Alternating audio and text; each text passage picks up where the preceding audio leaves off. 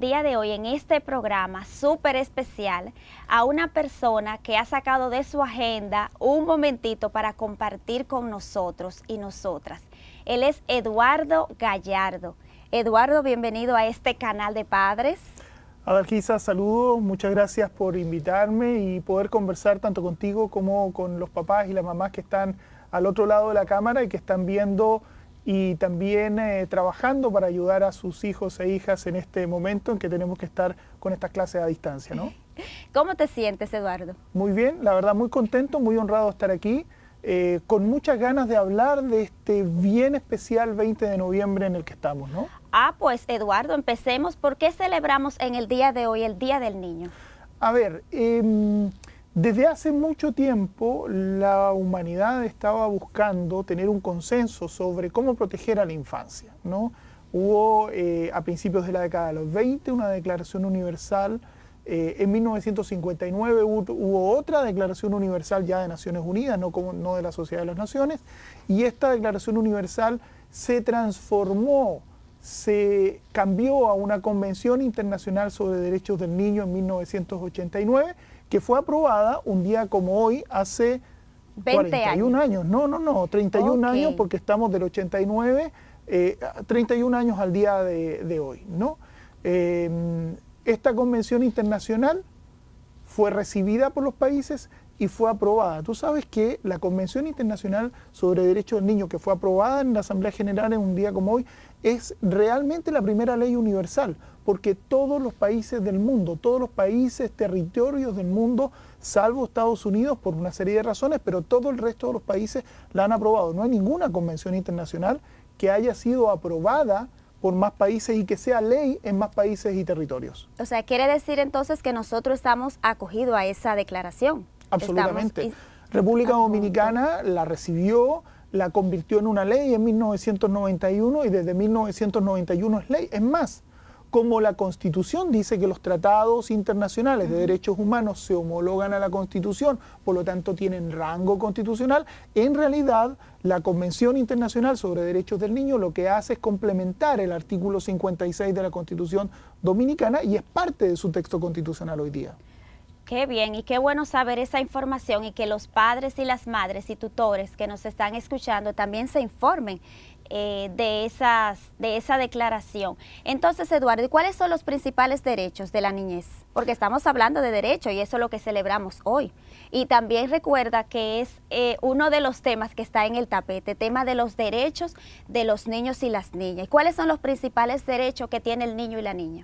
A ver, la Convención habla de una serie de derechos, la Convención tiene aproximadamente 42 artículos. Lo importante de eso es que esos derechos, tal como son concebidos en la Convención, son un piso mínimo. ¿Qué significa esto? Que es el mínimo que los países tienen que garantizarle a los niños y las niñas que viven en estos países. Y de ahí en adelante, ¿qué derecho es más importante que otro? Bueno, es difícil hacer una distinción de derechos más importantes porque la dignidad de los niños y de las niñas es una sola. Entonces, todos los derechos son necesarios. Uno podría decir, sí hay ciertos derechos, el derecho a la vida, sí, pero, por ejemplo, sin el derecho a la educación no es posible desarrollarse. Sin el derecho a la identidad no es posible en muchos casos tener educación y por lo tanto desarrollarse. O sea, los derechos están interconectados y todos son muy importantes y deben ser cumplidos. Es decir, entonces, que todos los derechos están también uno relacionado del otro, que si tú dejas de cumplir uno o dejas de garantizar uno a los niños y las niñas, entonces hay otros que se ven afectados, que se ven violentados. Te doy un ejemplo y lo hacemos con el derecho a la educación. Ajá. Hay una relación muy fuerte entre educación y trabajo infantil. Los niños y las niñas que no asisten a la escuela terminan incorporándose rápidamente al trabajo y por lo tanto al trabajo infantil. Por lo tanto, los países, mientras más invierten en educación, mientras más extendida es la educación en el país, menos trabajo infantil va a haber, entonces los niños van a estar más protegidos contra el trabajo infantil. ¿Ves? Hay una vinculación entre los dos derechos. Sí, hay una vinculación y realmente tenemos que trabajar como nación, como sistema educativo, desde lo que nos compete, pero realmente nos compete garantizar todos los derechos de la niñez. Y ustedes también como institución, que es el UNICEF, tú representante del UNICEF, ¿y qué acciones está haciendo el UNICEF para garantizar esos derechos de las niñas y los niños? A ver, yo creo que hay que ir un poquitito antes, decir, ¿quiénes son responsables de los derechos de los niños? Bueno, fundamentalmente, y lo dice muy claramente la Convención sobre Derechos del Niño, son los estados que firman, que ratifican la convención y que se comprometen, en primer lugar frente a los niños y las niñas, y en segundo lugar frente a toda la comunidad, a cumplir esos derechos. ¿Qué hace UNICEF? UNICEF lo que hace es apoyar al Estado en el cumplimiento de los derechos de las niñas y las niñas. Voy a poner un ejemplo con este canal, por ejemplo, ¿no? Claro. Y con todo el trabajo que se está haciendo. El obligado, el responsable del cumplimiento del derecho a la educación, sin ninguna duda, es el Ministerio de Educación, ¿no? Ahora, ¿qué hace UNICEF? UNICEF apoya al Ministerio de Educación para que se pueda cumplir con asistencia técnica para el desarrollo de los cuadernillos, con movilización, con capacidad, hasta a veces con videos, con trabajos muy puntuales y específicos, o sea, con todas nuestras capacidades técnicas y financieras para que el que es responsable, Ministerio de Educación para los derechos para la educación, Ministerio de Salud para la salud, CONANI para los temas de protección infantil, pueda efectivamente responder. Es un trabajo en equipo, es un trabajo de nación, no es un trabajo de una sola institución, como bien has dicho, y por eso es que el UNICEF, el sistema educativo, el país, debemos, o el país también como nación, el presidente, seguir implementando políticas realmente de este Estado que puedan garantizar ese Estado de Derecho para la niñez dominicana, realmente, y es una urgencia porque vemos que estos derechos se están viendo afectados. Desde tu experiencia como trabajando aquí en el UNICEF, ¿qué derechos de la niñez se está viendo afectada en los últimos tiempos, en pandemia? ¿Qué experiencia tú has tenido que puedas contarle a los padres y madres y tutores que están ahí junto a nosotros? A ver, obviamente, estamos en un momento especial, ¿no? Todas las privaciones, todas las violaciones que ha habido de derechos de los niños y las niñas antes de la pandemia, por supuesto, se ven incrementadas, se ven exacerbadas, ¿no? Con la situación que estamos viviendo. Una situación que además es nueva, de la cual se ha hablado bastante, ¿no? Un ejemplo de esto, y probablemente uno de los que más se ha visto afectado, es el derecho a la educación. Todos los padres que nos están viendo acá, las madres que nos están viendo acá, saben cómo ha cambiado la vida de ellos y de sus hijos e hijas con la pandemia en temas de educación. 15, 20 de marzo, ya no recuerdo exactamente la fecha, inmediatamente se cerraron las escuelas y cambió absolutamente todo. Y a partir de ahí hemos tenido que ir adaptándonos. Todo esto que estamos haciendo es un proceso de adaptación. ¿Por qué? Porque finalmente, en una emergencia, los niños y las niñas siguen teniendo los mismos derechos. Entonces, sigue teniendo derecho a ir a tener educación. ¿Cómo vamos a cumplir ese derecho? Ahí es donde estamos trabajando ahora. Los cuadernillos ayudan con eso. Los padres tienen un rol y las madres tienen un rol fundamental para cumplir con ese derecho. Los derechos existen, pero hay que adaptarse. Hay que adaptarse a una situación nueva en la que tenemos nuevas condiciones que van a durar todavía un tiempo probablemente importante. Así es, y hablando de eso de los padres y las madres y tutores, Eduardo, ¿cuáles derechos ellos deben garantizar en casa, en este proceso de educación a distancia, en este proceso donde los niños están junto con sus padres? A ver, recordarás que yo te dije que las obligaciones en materia de derechos de los niños son de los estados son los que se comprometen. Si de hecho cualquiera de los papás y la mamá que está aquí toma la Convención sobre Derechos de los Niños, la busca en internet o la busca en cualquier parte que la tenga, va a decir, los estados partes se comprometen son los estados, ¿no? Ahora, dentro de ese compromiso, por supuesto, hay un rol fundamental de los padres y de las madres que emana del hecho de ser padres y madres, tiene una responsabilidad, ¿no? El Estado puede proveer educación gratuita y de calidad, ese es un derecho de los niños, ¿no? Pero para que ese derecho se pueda cumplir, se requiere que padres y madres hagan unas determinadas cosas. En tiempos normales serán unas, en estos tiempos extraordinarios y diferentes y difíciles serán otras cosas las que tienen que hacer, pero necesitamos que hagan esas cosas para que se pueda cumplir el derecho de los niños y de las niñas. ¿No se puede solo con los padres y las madres? Obviamente que no se puede, porque hay cosas, la escuela tiene que ponerla el Estado, ¿no? La capacidad para que ese niño pueda ir tiene que ponerla el Estado, los materiales de estudios también tiene que ponerlo el Estado, sea de manera directa o indirecta. Pero todo esto no sirve si no tenemos toda la voluntad y el trabajo de los padres y de las madres, especialmente con los más chiquitos y las más chiquitas, que hay que ayudarles en este proceso porque no van a poder solos y solas. Eduardo, estamos en este proceso de educación a distancia, donde el mundo entero está sumergido como en este proceso también de acompañar a nuestros hijos e hijas desde la casa.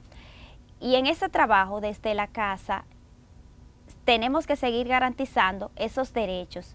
Pero como tú bien has dicho, hay derechos que tienen que permanecer, que es el derecho a la educación, garantizar ese espacio y esa educación saludable desde casa. Pero muchas veces nosotros sabemos que hay lugares donde no se está dando, ¿no? A lo mejor donde no se está garantizando ese derecho a la educación. ¿UNICEF ha trabajado alguna propuesta, tiene algunas acciones para ese tipo de realidad? Estamos trabajando bastante en eso y con el resto de las agencias de Naciones Unidas también, ¿no?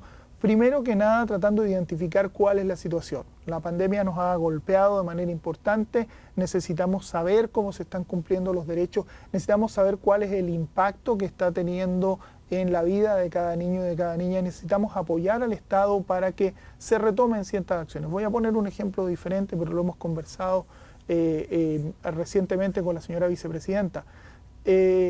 Después de la de que se inició la pandemia, hubo una reducción muy importante en la atención médica. No estoy diciendo con esto ninguna crítica, así pasó, ¿no?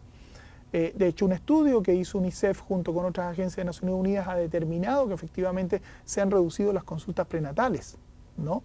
Y esto que ha generado un aumento de la mortalidad materna y neonatal, que es un problema para el país. Entonces, ahora hay que tomar todas las medidas que sean necesarias para retomar los procesos en los que veníamos y seguir reduciendo la mortalidad materna y neonatal. No, ese es un ejemplo. Este mismo ejemplo de lo que estamos haciendo en educación. No es que nos quedamos ahí, mire, las escuelas están cerradas y no vamos a hacer nada. No, inmediatamente se cerraron las escuelas, empezamos procesos de trabajar con el Estado para que pudiéramos asegurar las clases.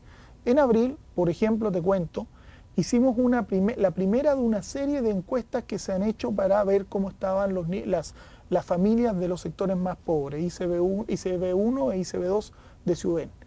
Esa encuesta nos dijo que la mayor parte de los niños y de las niñas de esos niveles educativos, el 80%, estudiaban por WhatsApp porque no tenían acceso a otras formas de Internet.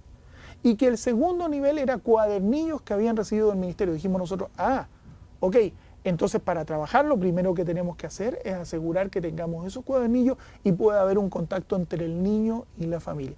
Y así nace este programa en el que estamos ahora con estos cuadernillos, donde están trabajando en casa, donde están en contacto o deben estar en contacto con los profesores y profesoras y poder desarrollar por este tiempo, que va a ser, no sabemos todavía, pero que de todas maneras va a ser transitorio, ¿no? Una capacidad de estudio que nos permita, no diría yo volver, déjame ser optimista, ¿sí? Claro. No volver a lo que teníamos, volver a algo mejor.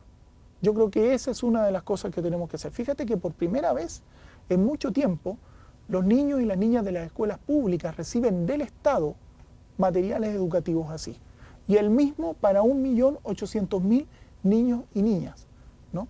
Eso es por sí mismo un avance.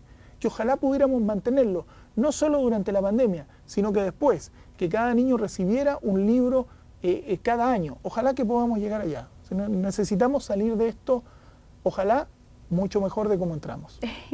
Realmente va a ser así. Vamos a ser esperanzador, positivas de que después de esta pandemia va a ser mejor los resultados, tanto a nivel educativo, a nivel de salud, a nivel de todos los derechos de la niñez dominicana.